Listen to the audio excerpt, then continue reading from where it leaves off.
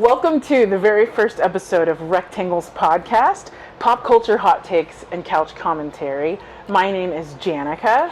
My name is Nick. And we are just two regular people who watch a lot of TV. The concept of rectangles came from the fact that everything that we watch is on a rectangular screen, whether it be your phone, iPad, TV screen, movie theater screen, computer screen. They're all rectangles. And we just wanted to give commentary and reviews on the different things that we watch, since we watch a whole lot of TV. Yeah. So, with that being said, we every week are going to try to bring you just what we've been watching. And usually we'll try to keep a theme around it, but no guarantees. So, basically, this week, what do we got this week? This week we have two documentaries. One is Paris is Burning from the 1980s. The other one, fast forward to 2025, is I'm Your Venus. And these two documentaries we essentially watched as a, Pride theme. The second one actually came out right at the end of Pride Month. So we thought, this would be an interesting take. We actually watched both documentaries. So we went back and watched Paris is Burning, Yep. which is from the mid to late 80s. It was kind of filmed in the early part of that decade, but didn't come out until closer to the late 80s. And then we also watched I'm Your Venus, which just came out recently, and it's kind of a continuation of that same story. Yeah, with that, it was very interesting. I never have watched either one of these documentaries, especially, obviously, the new one, because it just came out that week we watched it.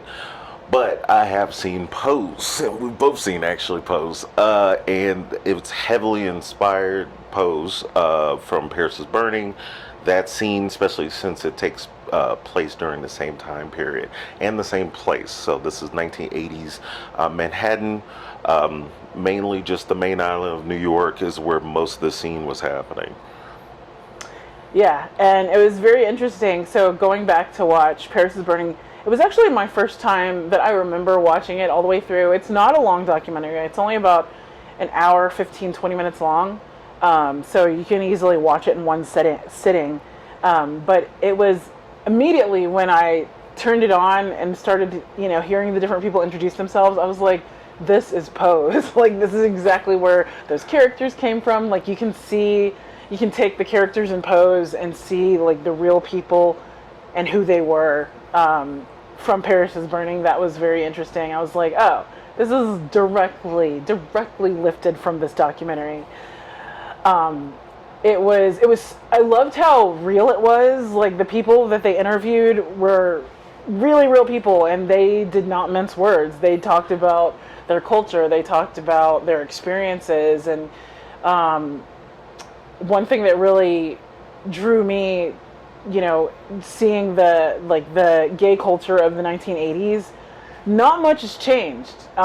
Even the language that they use, it's the exact same language that is used today. So I thought that was really neat that they kind of, even in that documentary, they give a background and a context for the concepts of reading and the concepts of Vogue, and they talk about, where Voguing came from and how they, started that culture, and then what they compare Voguing to, and when they talk about, going back to, like, reading, what was the other thing? That Shade. Yeah, they tell you about Shade. How Shade came about, and Which is definitely still a used word and vernacular, right? And especially in that subculture. But one thing I loved about it was a highlight on a subculture that's not typically shown, especially at that time. Mm-hmm. But it's still not shown now, even though we've had 3 seasons of a successful, like, TV show. And then, of course, all these documentaries about the scene, it still feels very underground. Mm-hmm. Very indie. Yeah, very indie. My take from it, coming from somebody who came from, like, the skateboarding world, looking at that scene and looking at the scene that I was, like, at least partly associated with East Coast skateboarding from the 80s, like, the same like skate videos and things you would see from that same scene, people are like occupying the same spaces. These are like, if you look at it as a whole, you know, you have the hip hop kids, the break dancers, graffitiers, the skaters, the Vogue and houses, all in like Thompson Square Park. Like they're all being shot in like that same scene. Like it feels like it's in a greater universe. It's weird to say universe because it's real life, but Yeah. it's almost like if you looked at it in almost an MCU way or some big franchise way, that this is a subset. This is Right. like the Wakanda. This is the Thor's folks and Odin and things like that. Like everything's together, which is like the scene kids. Yeah. Right? Like the actors that are coming out at the same time, which are like reflected in like the kids who showed up in Kids, which came from that scene. The same folks are like, this is what, like when you're looking at one focus with the camera, these are what the people behind you Right. are doing The NPCs. in the same spot, right? Right. But it just goes to show none of us are NPCs at the Yeah. same time. Like Yeah. people that are in the background of Paris is Burning, Right. when they're walking through the park and talking about their houses, you can literally see them skateboarding. You can literally see them breakdancing. Same thing with the DNA of like, you can literally see breakdancing in the DNA of voguing, and vice versa. And so obviously these, you know, this is what you and your cousins are doing when you're not together. Right. Basically, we're all in the same house, but these cameras are following all of our individual activities when we leave the house. Right. And I feel like that's exactly like what I got out of this, was getting the other piece of growing up watching like skate culture, hip hop culture in the 80s, especially in New York, where all of this stuff was getting born out of.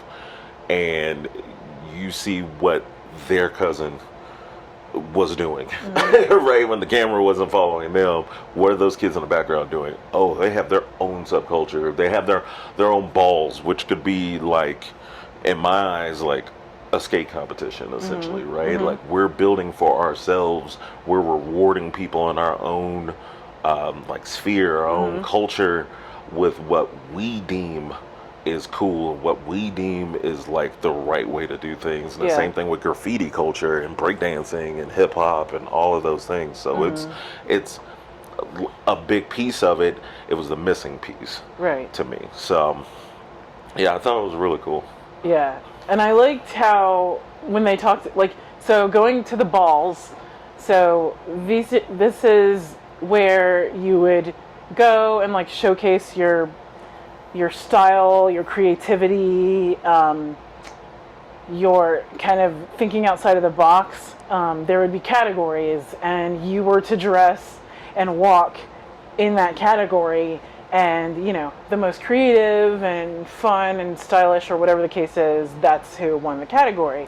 Well, you know, they made a point of talking about how it's not, you know, it's not like drag where it's like outlandish and, you know, over the top. It was more like the closer you are to looking authentically that category is how you won those categories. And so it was very interesting to see how, you know, people got very creative, and they were like doing this in the 80s with very little money. Yeah, and the biggest thing for me is, like, I don't come from that subculture, but what did stand out was that it was like the authenticity Yeah. of being real, almost like gave way, like a rejection of maybe like white queer subculture, where drag was like very over the top and cartoonish, whereas we're using this as an outlet to like prove to the world and to ourselves that we could be that person. Yeah. I feel like I should be the Susie homemaker And this is me proving that I can do it through going through this process of making nothing, and then turning it into something, Right.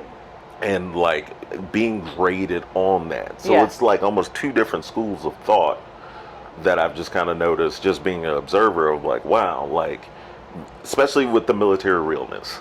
Like, that is something I feel like I've never seen out of like white queer culture, is that, right? Because maybe analyzing it, and of course I want to get deeper into it, but like the fact that that's on there, that's a thing, that's a category, struck me as really like, wow. Because thinking about the time, in 1980, if you were a homosexual, this is before the repeal of the Don't Ask, Don't Tell. So this is the fact of showing, yeah, I could be a Marine. Look at how much I got the steps down, I got everything down, right? And it's like, being ex-military at that, I'm kind of sitting there like, interesting. This is kind of interesting, because removing yourself from the 2025 lens, now looking back then is just like, oh yeah, they were clearly told, you cannot be you, and don't say you are you. Right. But you can assimilate over into straight culture to do this. Yeah. But they were able to do both and prove that well before. Oh yeah. You know, so Very ahead of their time. super ahead of time. Very ahead of the time. So I ended up watching Paris is Burning twice, because I watched it by myself and then I watched it with Nick, and just watching it watching it the second time, I even was just like more blown away by the fact that they were doing all of this in the, the early to late 80s. And so even in the documentary being, it's in the 80s, but they even went back and were talking about a time before. Because, like, I don't know, watching old things like that, you have to kind of put yourself in the mindset of, if I was watching, like, if today was 1986 or whatever the year is, and I'm thinking about, quote unquote, back in the day, it's going to be like the 60s and 70s. So it was very interesting to go back, like, maybe to like the 60s, and then go all the way forward to 2025 and see the whole timeline of events and how things have changed and progressed and gotten better. But even with watching the second documentary, you still get the idea of, yes, things have changed and progressed, but clearly not enough. And so kind of the context of the second documentary, when you get to the end of the first documentary, this is not a spoiler, but you find out that Venus Xtravaganza, which is one of the house members of the House of Xtravaganza, has been killed. And when you go into the second documentary, we are fast forwarding from when that documentary ended 30 years later to now, where Venus Xtravaganza's family is involved in trying to get to the bottom of what happened to her, and from the family's perspective, learning about how she lived and died. And they bring in the House of Xtravaganza currently. So this house, it started back then and started in it may have started before the 80s, but it's, featured in that documentary In Paris is Burning in the 80s. They are still today a house that is represented in that same area. And that was pretty amazing to me, that they've kept that legacy going for 30 something years. Explain a house for the folks that may not know. Yeah, so a house was, even today in gay culture, kids get kicked out of their houses. They get kicked out of their homes. They get kicked out of their families. Sometimes physically do not have a place to go, end up homeless on the streets at a very early age. So when you go back to, in the context of Paris is Burning, they show a lot of street kids who are primarily, honestly, 13, 14, 15 years old, who were kicked out of their homes because they were gay, because they were trans, however they identified, that was outside of what was deemed the norm. They had no place to go. And so these houses were formed by queer people to take these street kids in and say, you have a home, I will be your house mother, I will be your house father. And they truly, treated them as family and took over, as a surrogate family to compensate for the family that was lost.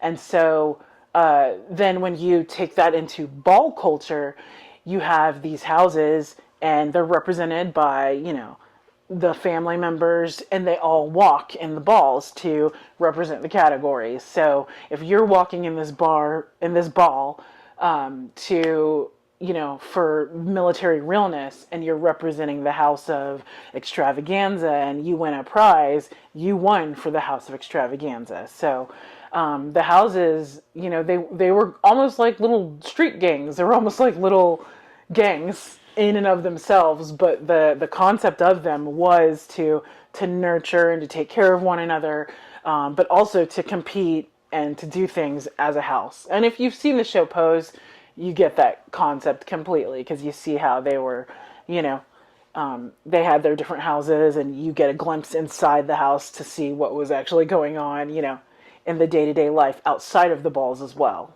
Yeah. Now, for me, it was, like I said, especially with my background, I related to it a lot for, like, in relation to, like, skate culture.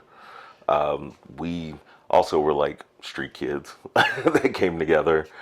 We did go to some competitions, and that was to represent our clique, our club, our group. So it was a lot of, like, similarities with, like, street kid culture of those things, which is like you could think they would be two, like, miles apart. Like they would be completely unrelated.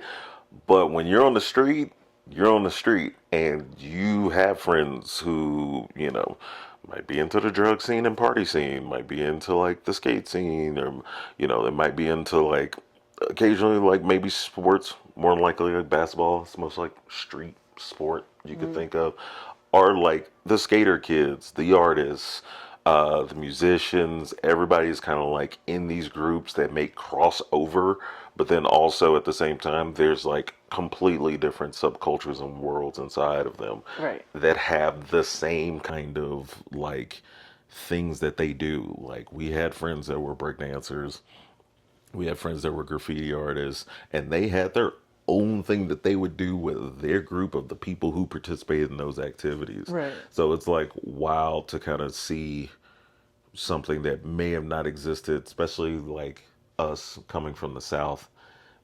I didn't get exposure to ball culture because that was probably a little bit more underground in my city, than being even more closely related to, like, street culture, like in New York. And maybe it was different even on the West Coast or like in the Midwest. But you still get exposed to these different cultures just being out in the street and being out in the world with everybody else, especially pre-internet. So I think it's a little different now, and I would like to see what the new version. I think they should follow up. We should just see Paris is Burning for the new generation, because it would be so much differences of having, like, RuPaul Drag Race now being a Right. thing, and a major, like, TV show, and, like, RuPaul's a conglomerate. Having where these drag performers now are like household names. They have their own podcasts, they have their own TV shows, Yeah. they have their own businesses, skincare lines, things like that. But then also, where does social media play into all of this now? Of where your house has their own, like, Facebook Following. pages and Yeah. followings, and possible Yeah. like Patreons and all sorts of things, that now it's like a business. Right. Like, if you saw in the new documentary, like, how they handle things now is very business minded, clearly, of like how they handle things from the original documentary in the 80s. But one thing I wanted to get into, a thing. I love taking notes, especially, usually it's mentally, but now that we've started this podcast, gave me a reason to start writing these things down. Just thoughts, things that I catch, and I wanted to go over a couple of them. Yeah. One of them was that I noticed that progressiveness moves faster in queer spaces than other spaces. And that's what I believe scares other spaces about queer culture. I want to kind of put a preface to that. With that, I think when I saw, because the reason why I wrote this note was watching Paris is Burning, they had complaints from newer, younger folks that were entering into this ball culture. And I think when they were getting to a certain point of where they were like, hey, okay, this category does not reflect me. I don't think, and they were originally saying how it was basically, we wanted to give woman realness, right? And some people are like, that's cool, but I'm like masculine. I have like muscles. I work out. I cannot pass off, as a believable woman for this category. So there's nothing for me. We cannot participate. And it struck me because I was sitting there and I was just like, well, that's wild. Usually something else in any other subculture, be it like even hip hop, skateboarding, I'm going to all the things that would be in that like 80s, like Manhattan street kid culture, would not move that fast. Of where it's like, yo, we went to the OGs, we told them we didn't like this, we want this, and they took it under consideration and then adopted it. It wasn't a, well, you got to get in line. You need to get with the program. Well, this is what we're about. Right. These are those things that in other subcultures, and I mean everything, including politics, is something that would be, well, let's go and let the old people get Yeah. their shot. Yeah. We're not done yet collecting all the trophies. No, they were like, okay, cool, let's spin it up. Let's do it. Right. Let's see what's happening. That struck me as completely different because even in other liberal, open-minded spaces, things don't move that fast of where it's like, look, we need this done. Okay, let's do it. Let's try it. Yeah.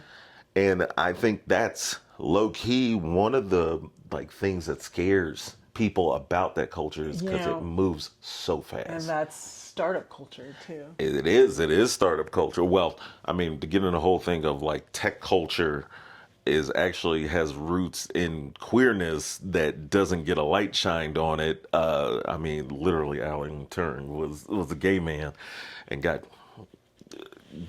very, very abused by his own country, even though he helped us win World War II. That's a whole nother episode. That's a whole nother movie. But those things are rooted in those cultures. Those people that don't get a shine, like a light shined on them, funny enough, are also attached to the queer culture movement in ways. Civil rights movement. There's a whole bunch of things. Most of the progressiveness that's come in this country has actually had unsung queer people behind it that you will never hear about, or you're just now hearing about it in Right. like 2025 because you like Rustin, right? You get a documentary or a biopic finally, you're like, oh, that's the guy behind him, okay? Right. And you find out he's a gay man that they've been trying to kind of hide in the background for so long, and like his identity. But it was like, of course, it came from a black man that was like, we need this like movement. We need it now. I know how to put this thing together, and I'm not gonna wait and let other people tell me, well, let's hold on, let's Right. wait. And so there you have it. And I think that's like the biggest thing you can get out of that documentary is that it's not a now thing, it's a always been thing. And so, yeah. But what do you think about that? Is that like something that you've also like grabbed out of that, or is it just something? I don't think I necessarily grabbed it out of that. I think I've kind of always known that. So it wasn't really a new concept for me. Yeah. Yeah. Yeah. I mean, I think for me, I've been slowly piecing these things together, just looking at all these subcultures, all these things that have been involved in my life. And then I'm just kind of looking at it of like, oh, wow, there's always usually a queer element somewhere in the background that's not getting talked about. That's the like main driving force of like screw it, let's get this thing done. Yeah. Or like, why not? If somebody's saying why Or not? came up with the idea without Yeah. credit. Yeah. Yeah. Yeah. And or was probably told, oh, you can't be the face of this. Right. This, what you got going on here is great, but you can't be the Right, face of this right. because it's not going to be accepted. Yeah, nobody's gonna like this or hear this from you. And it's amazing to finally get in the position of where, yeah, we can say there hasn't been much change, but there actually really has. Oh, yeah. And right. Yeah, yeah, And yeah. it's the fact that now we have queer people the face of major tech conglomerates. We have queer people the face of, in politics, open. We have like all of these things. But of course, there's going to be an old guard. There's going to be the conservative leaning parts of just the world, not just us because we're Americans and we're in America, but it's across the board. And I think that's the thing. That's what scares people. But what's crazy is when you see this old documentary that is filmed before I was even born, which is crazy to see, of just like life in the small subculture be heavily connected to things nowadays, of like all these people in this documentary probably had no clue, especially at that time when they were doing this small indie documentary, that all these things 30 plus years later would be so relevant. Yeah. And like, I mean, well, in some cases, some of that stuff is like 40 years later. Yeah, yeah. In the early parts of the documentary, of like now, where you're like sitting there like, wow, like they were so ahead of the curve, or they were just like so advanced in the way they would like speak power to things, and then you would have that follow up. One thing that stood out to me was the House of Ninja, just because, I mean, it's a cool name. And then also the fact that like the guy that was there, and he was just like, I'm gonna be in Japan. Yeah. And like that's like plays into my name, and I'm gonna bring Voguing to the world. Yeah. And you literally see it, the documentary, he was in Japan, like modeling and doing it, which is like something so important to show, because a lot of those participants, since it ended in 90, the AIDS epidemic was not remotely like done. Like the heavy hitting parts weren't going to really kick in till like 92, 93. Like, and that's when it got so bad that everybody started to have to notice. Everybody ignored that of, oh, it was a gay man's disease, and oh, I wouldn't get it. But once it started knocking at everybody's door in the early 90s, and that's after the camera stopped rolling for this documentary, you could see already these big advancements happening, of where, by 89, he was already like doing exactly what he said 6 years earlier that he wanted to do, which was like so cool, so powerful to even see. And it does make me wonder where he is now, right? Or did he even make it out of the 90s? Yeah. Yeah. Like, that's the crazy part. It's a big gang of just people in a whole subculture that most people would not even pay attention to, that had the highest of highs, but then had some of the lowest of lows. You had your whole community getting decimated, Yeah. begging for help, getting ignored, and you're seeing your friends die one by one, and wondering if you're going to be next. Right. As a vet, like, that rings so true to people who have, been a warfighter, like, been in these situations. You're dealing with PTSD, and you are just living everyday life, Yeah. right? I mean, that's... And I think, when you think about it in terms of not only the AIDS epidemic, but, they can walk out on the street at any given time and get assaulted, harassed. People didn't want to hire them for jobs. They were literally fighting for their lives and surviving. And so to see people that were thriving is amazing. Oh, yeah. Yeah, definitely. And back then, at that, like that's the Yeah, crazy they part. didn't have any of the technology we have. Right. They barely had payphones. Yeah. Well, they had payphones. They had payphones, That's about all but you had. You had to but go out on the street with your yeah. nickel or quarter or however much it Well, was at the you know time, what's crazy is like and make a call because you might not have had a landline. I want a documentary that just has the OGs from that time explain it to the new kids. Of just like, yeah, like my friend Nikki like was getting beat up and we were like 2 blocks down from the nearest payphone. Like, what do you do? Yeah. I had to go and help Nikki like not get beat up, or do I go and try to call some help even though we're gonna get judged as soon as like the cops come for this thing? Like that's a crazy situation that it's you had to real. be in anywhere in the world at that time in 1984. And then like nowadays the stuff could be live streamed of like this hate crime that's Right. happening Yeah. right now.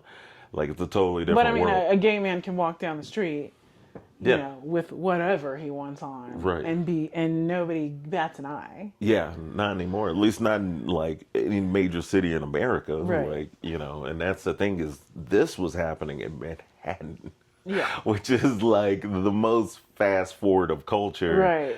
Outside of LA being, those two. And also too, I would probably argue just culture wise that New York has always been a little harder than LA. I think at the same time, if this documentary had to be shot in Manhattan, this had to be shot like in New York. Yeah. With that grit, with the machismo that the city comes with just already, right? I mean, we always joke of like New York women are the hardest women in America, right? Just by how they just act, dress, and flirt even, right? Compared to like the West Coast, which is laid back. It's always been a little bit more liberal leaning. A little softer. Through most, a little softer, right? In the words of like Charlie Murphy, if you in LA in the 80s, you on some stuff. I was.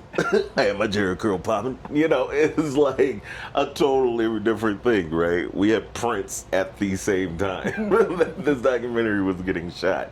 So all of the middle of America, like clearly like queer culture, they just did not, they wanted it packaged in a way that they deemed acceptable, right? And so, it's kind of hilarious that,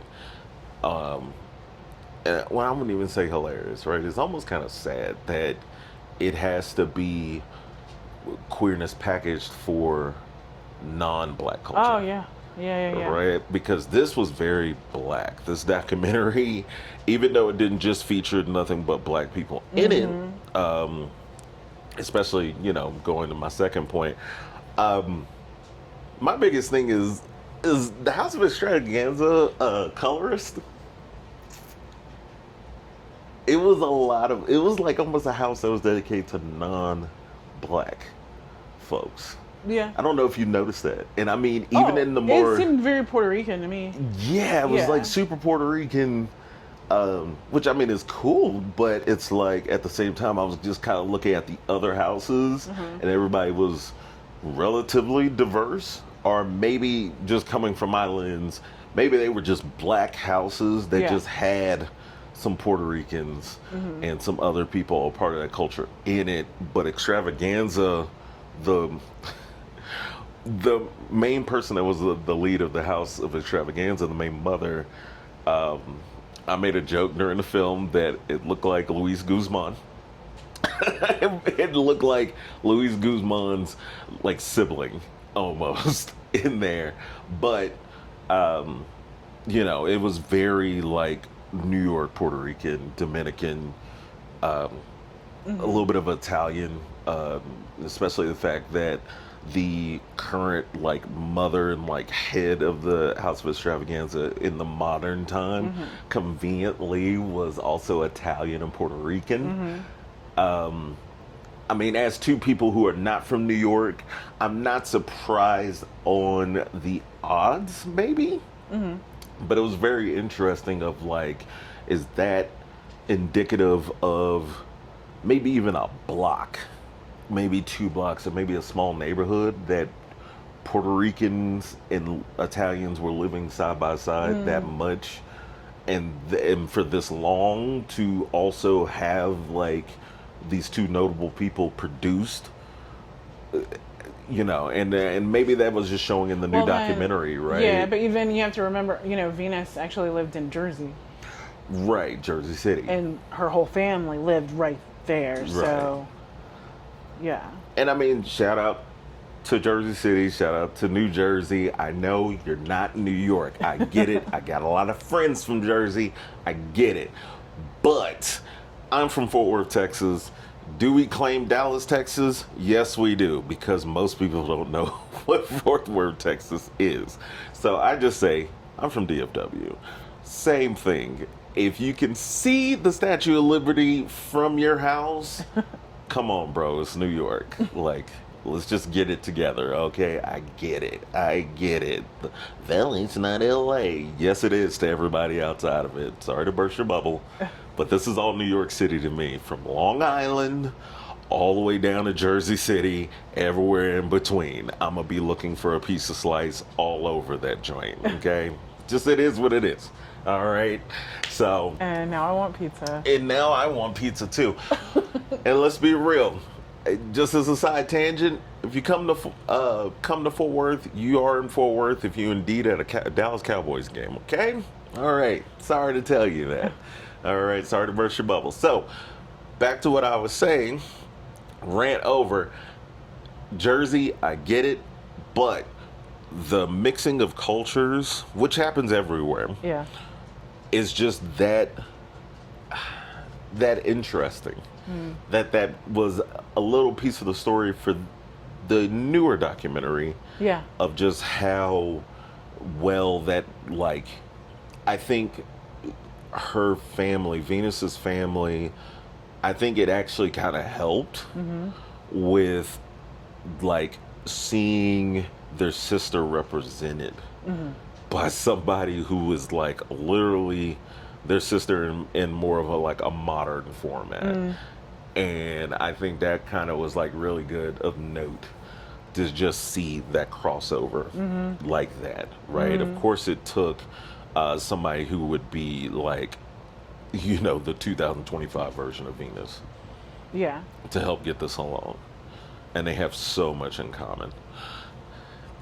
And so, yeah. And as you can see, of course, to our video viewers, you can see some of our co-pilots with us, hanging out, walking around. Climbing all over us. This little guy is Thor. This other guy who looks like he's camera shy and knows that the camera's on is Poppy. So you'll see these guys. See him. Yeah, you'll see these guys climb all over. He'll make a cameo. We're literally on our couches, guys. This is really our couch. This is really our house. This is where we watch most things. Really how we watch most screens. And for our video viewers, you do not see our humongous short throw projector and screen right behind us of what we're actually looking at. We pretty much have a pretty good movie setup in here, I would like to say. I want to kind of end off on another note, because I know we're getting probably close to time. Gonna let you guys have your time back. But another big thing. What is this, a work meeting? Yeah. I mean, this couldn't have been an email, though. Let's just say that, right? But I will say this, right, is, well, no, I want to go over two more things, actually. Okay. So a lot. Because I do want to kind of bring this up.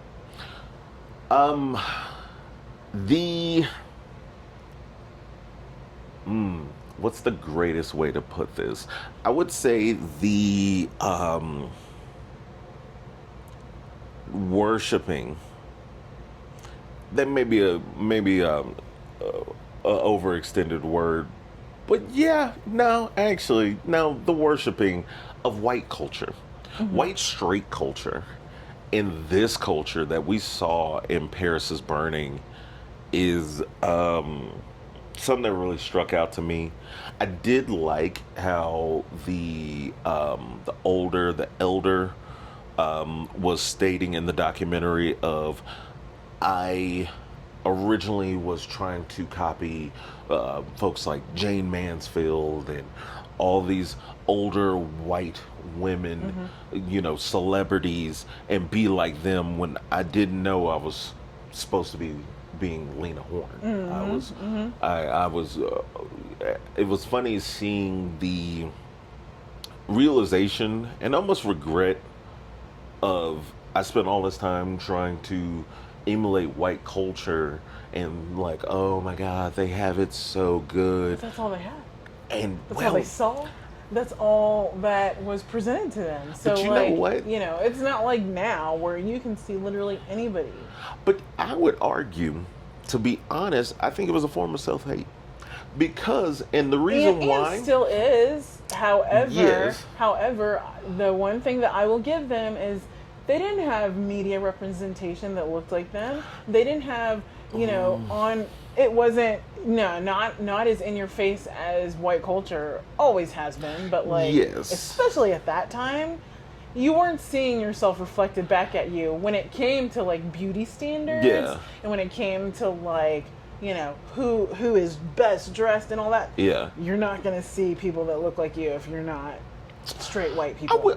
I will give you, like, we didn't really get a black, like a really big black female supermodel until the 80s. So at that time, that would be brand new for them to see, like, Iman and... But you didn't even get, like...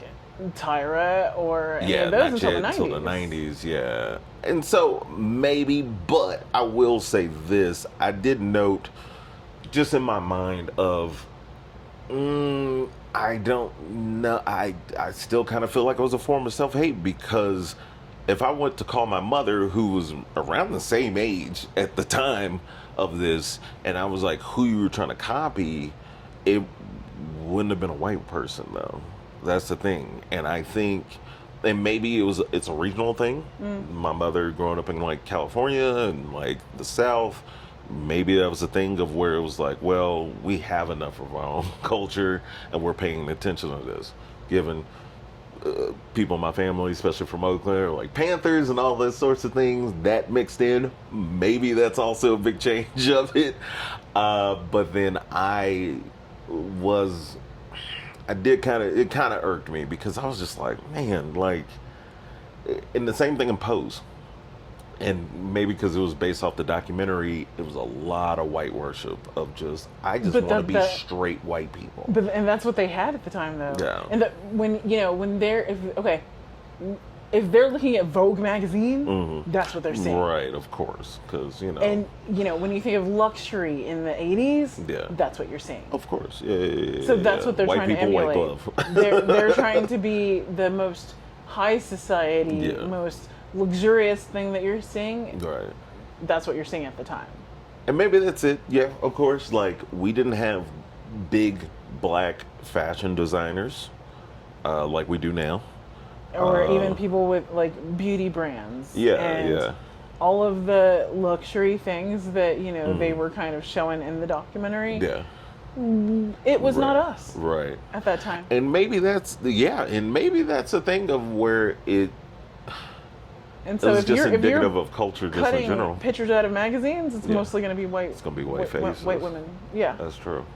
And that is very interesting to kind of just notice of like how just like how like, well, it maybe the root of it, and honestly this is like me thinking of it now, I feel irked about it because I looked at it with a 2025 lens. And I get that, right? Because this is a documentary that happened a good chunk of it was shot before I was even born. And I get it. I wasn't there. As far as I've known, Jet magazines have always been a thing, right? Ebony magazine was always a thing, at least growing up in the 90s. But my big thing was the connection of black and queer culture. And this is something that sits in the middle of those two cultures, because it's definitely rooted in blackness. was maybe that was a part of the disconnects. Because already by the 80s, in straight black culture, we had a whole bunch of black things that we could look towards too. It may have not been high fashion in the way of this is prestige. This is the Viennetta of high society, right? Yeah, it hit you with the deep 80s high society cut, right? This ain't the Grey Poupon commercial. Right. But we had black excellence already. Yeah. This is at the same time where we had, Eddie Murphy was one of the biggest, like, movie stars at the time in Beverly Hills. Yeah. Now, it's, of course, like, even with Beverly Hills Cop, right? The whole thing is he's from Detroit and he's ended up in high society in Beverly Hills. Yeah. And they're looking at him crazy because he's a young black man running around Beverly Hills. Whereas, like, well, we just went to Beverly Hills recently. Nobody was looking at us crazy in Beverly Hills. Nobody cares. But I could get walking on literally the same steps that Axel Foley, aka Eddie Murphy, was walking on, right? And Rodeo. Nobody cares, but it's like a totally different world now. Yeah. And I think I wish they would have been progressive enough to see themselves. I think that was the hard part. Was maybe my progressivism goes so far beyond that it does feel weird when you see somebody who's thinking ahead in a way, but still being like very short-sighted. Yeah, They didn't see them in it. There's always elements of that, no matter what it is. And I think that's what it is. And it's easy for us to see that and say that now, right? In hindsight, from this right? perspective, right, if we were right. sitting in, 1990 right now, we would probably be considered like, crazy. Whoa. Yeah, we would be the crazy Yeah. people. To even the most progressive of folks are like, all right now, child, like, come on now, stop. Like, yeah, they didn't see trans supermodels. Right. Like, that would be something unfeasible. That be like, what are you talking about? I own a company? No way. What? I'm just trying to be Susie Homemaker at home. Right. And so, yeah, that's like, yeah, it's so wild to see. But my last one was the rectangle shot. So, the rectangle shot. Let me introduce this real quick. The rectangle shot is this right here, right? That's one of the rectangles. What I thought was the most beautiful shot in what we watched. It's always a shot, no matter what you've ever watched. And maybe you don't watch TV like we do, but I hope you do. But it's art. But there's always going to be a scene that a director's going to try to have that's going to be the pinnacle. Like, hey, I do this type of shot. And just shout out to the rectangle shot. My rectangle shot for Paris is Burning was the scene when they're on like the pier. It's sunset. You have Venus right there with the boombox, and just the sunset is like perfectly set behind her. And then you got the brother that's like lighting her cigarette. That's the 80s. Yeah. That is literally in my mind when I saw it. I was like, oh wow. One, I was like, oh, it's a beautiful shot. This looks great. Framed perfectly, everything. The way they like pull into the shot looks great. But then it's just the vibe, and it's natural. They're not actors. Yeah. And just the whole thing was like, they would spend a lot of money on a set nowadays, one, to recreate that. But that was just a Thursday for them. Yeah. And it was just like, wow, that is really real of like a shot. And then, of course, for I'm Your Venus, the rectangle shot is just a picture of the bay and a picture of from where the family is in the building, meeting with the lawyer and getting some actually not great information about their case, but then they're just like, wow. That's a great shot. They say in the documentary, that's just a great shot. And it's sunset again over their hometown. Yeah, They're looking back and they're at their hometown. in New York. Yeah. Looking over to Jersey City. Yeah, the Jersey City. From the across building back. that they're in, yeah. Yeah, and you can see the Statue of Liberty. You can see everything there. Yeah. And what's funny is later, a little bit in the documentary, it's hilarious when they're at the brother's house. They do a reverse shot, and they shoot from the exact same angle, but the other way. Yeah, like, from Jersey City looking into Manhattan. New York. Yeah, and that was where Venus. So it's wild that it's this connection of where maybe if that shot was a little brighter from the Paris is Burning, we may have seen her hometown in that shot because she was pretty much in that same period, that same area where now there's a huge like conglomerate buildings are, 30 something years later, almost 40 years later. And the fact that like they have that connection across these two documentaries shot by totally different folks, it kind of brings it all together as just like one theme. And it was just like wild to see. It was very neat. It was super cool. Yeah. But guys, that's all we got for you. Thanks for coming and listening to this episode. If you've listened to us this far, we appreciate you. Yes. I will say we're on all the socials. What's our socials? So you can find us on TikTok, Instagram, YouTube, of course. We're going to be on Apple Podcasts, and we have a website as well that we're still getting everything up and together. But if you're watching this on YouTube or any other platform, please subscribe. Please share it. Please like the episode. Yes. We're on Patreon as well. All of the links will be in the description of this video, so you can follow along and see when we post our next episode.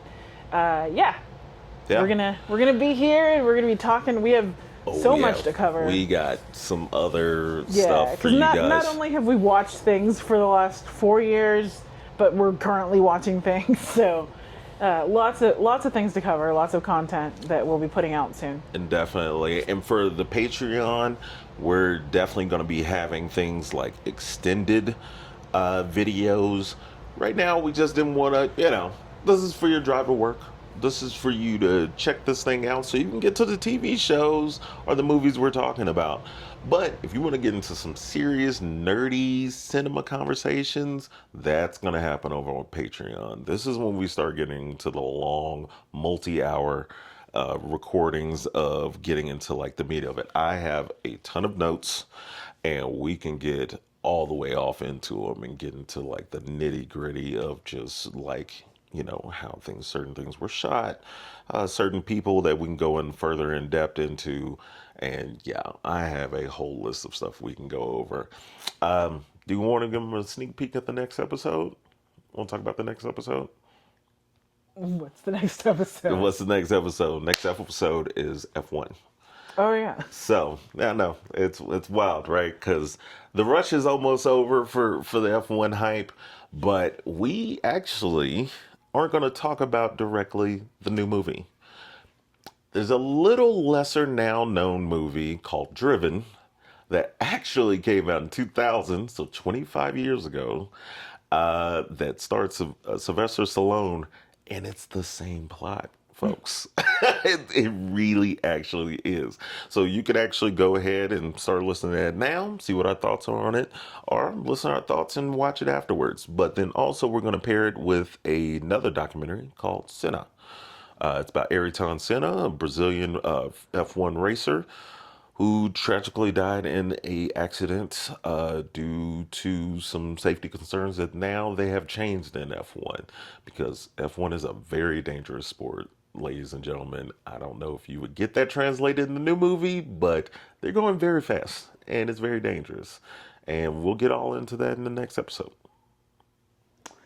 All right, so thank you so much for joining us for the first episode, and we will see you next time here on Rectangles Podcast. All right, bye guys.